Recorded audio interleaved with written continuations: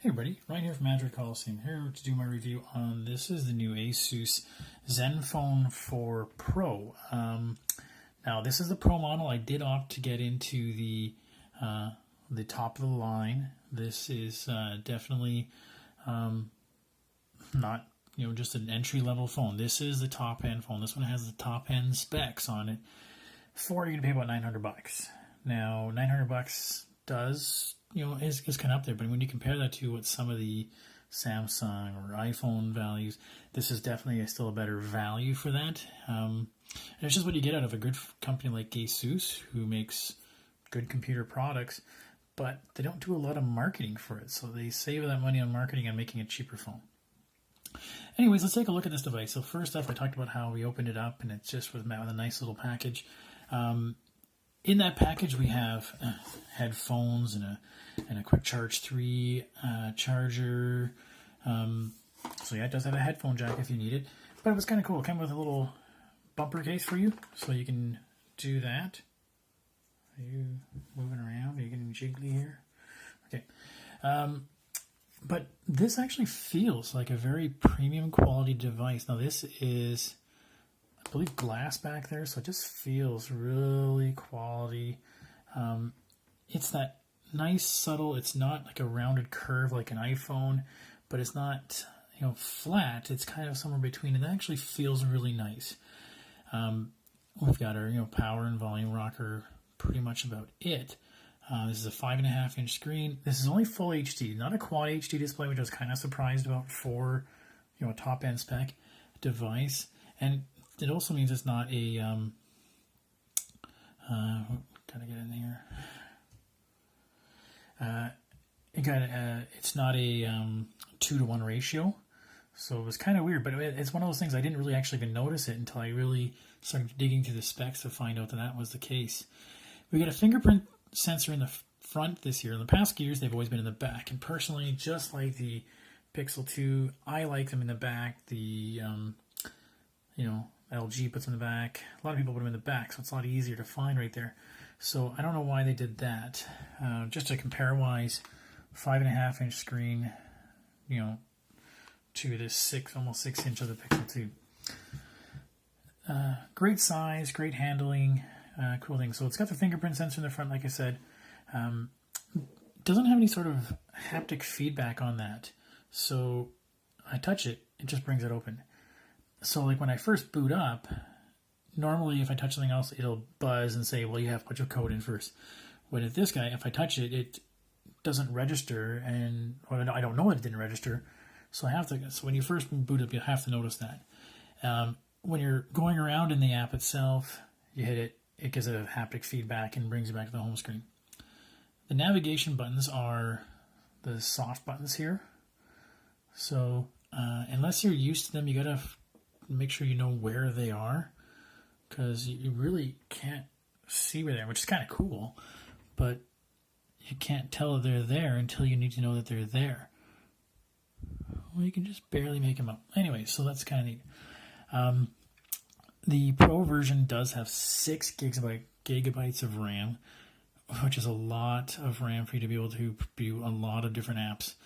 And I've played a lot of fun games on this and this. They really haven't stuttered or slowed down or switching back and forth to any of them. It's worked out quite well.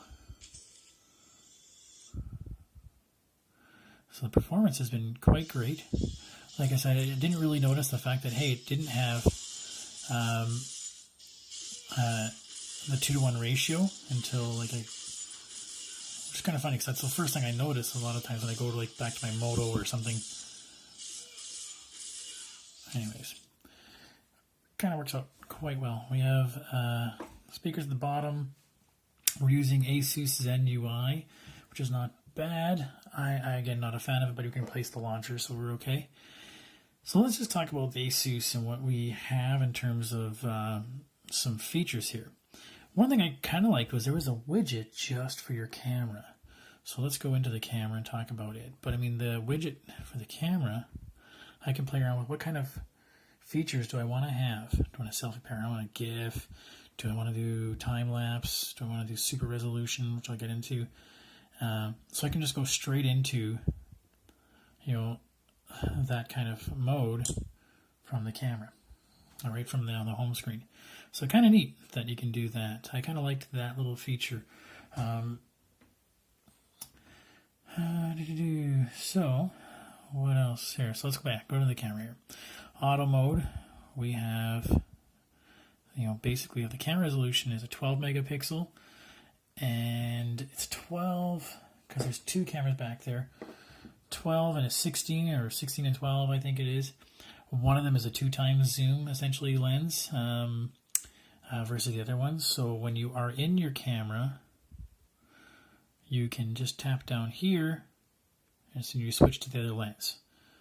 And then you can tap it, it brings a digital zoom in for you to do that.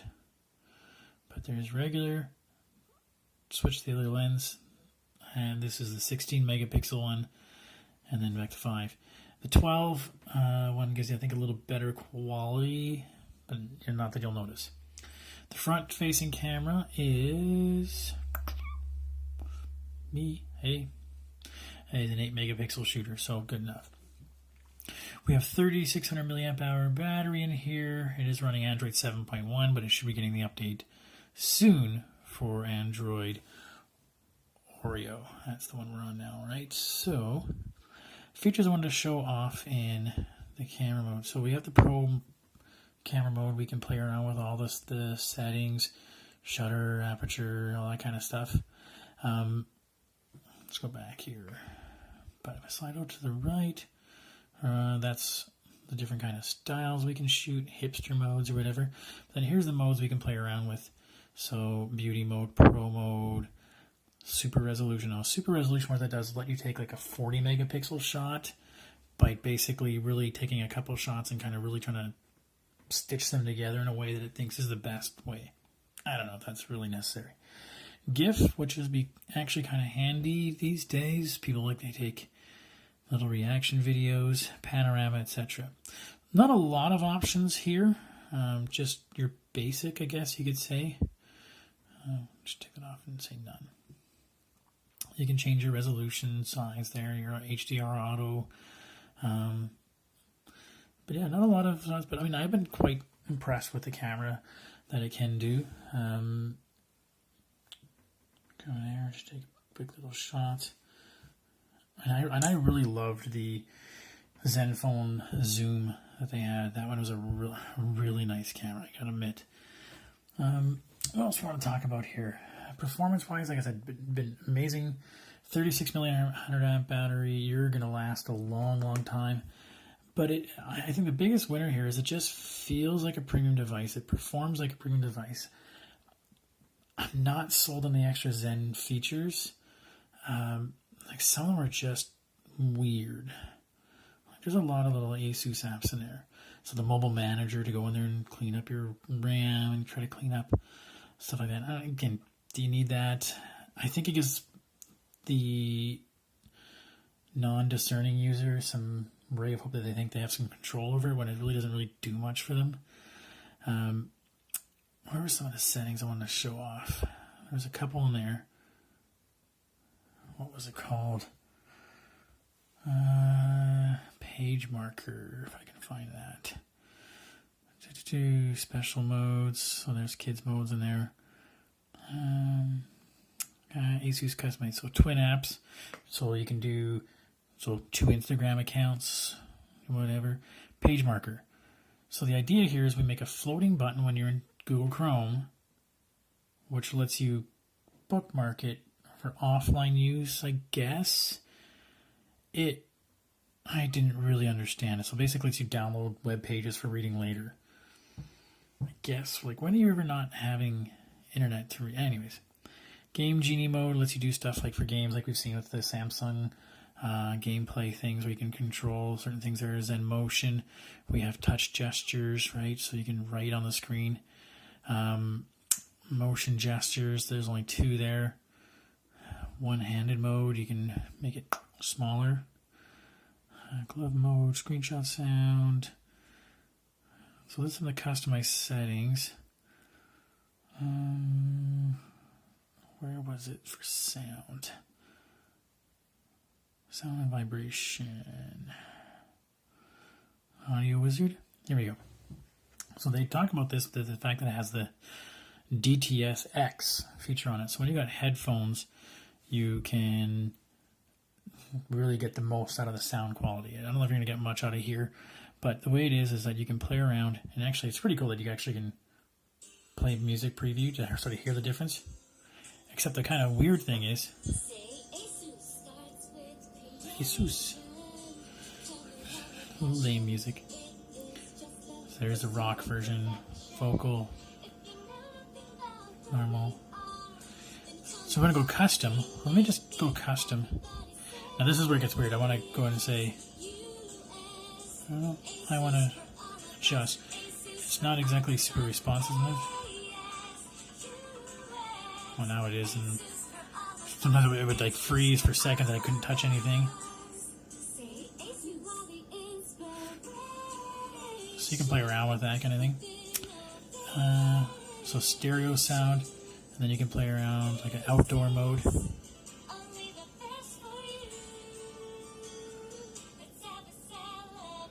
Yeah, so you're not going to really hear the big optimized features until you say that you're officially on a set of headphones. I don't know if it really, to be honest, I really noticed that much difference on it, but it is there for those that want to really play around with it. I've had a lot of people talk about they love Google Play Music, but they just can't, adjust the EQ on it, so there's that. Oh yeah, that reminds me, there's, 64 gigs of space in here. Lots of space. You're going to be able to do it. Last thing around Zen is the keyboard. I found the keyboard kind of weird in terms of how it works sometimes. It is weird, right? But again, a lot of these things are replaceable. ASUS also has the themes. We talked about themes in the past kind of devices. What was else? Oh, I had swipe up from the settings. You can bring up the settings for your whole launcher there. It was kind of neat. Preferences.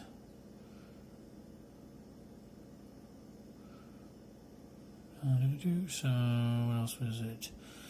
Nothing really fancy there. That's really kind of discerning.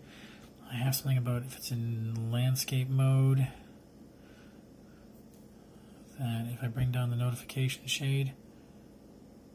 Oh, I guess that bug's gone.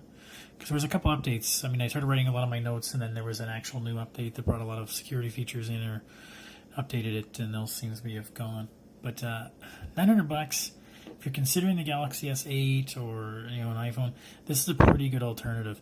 I mean, it's way cheaper than the Pixel 2 XL, but I like the 2-to-1 ratio.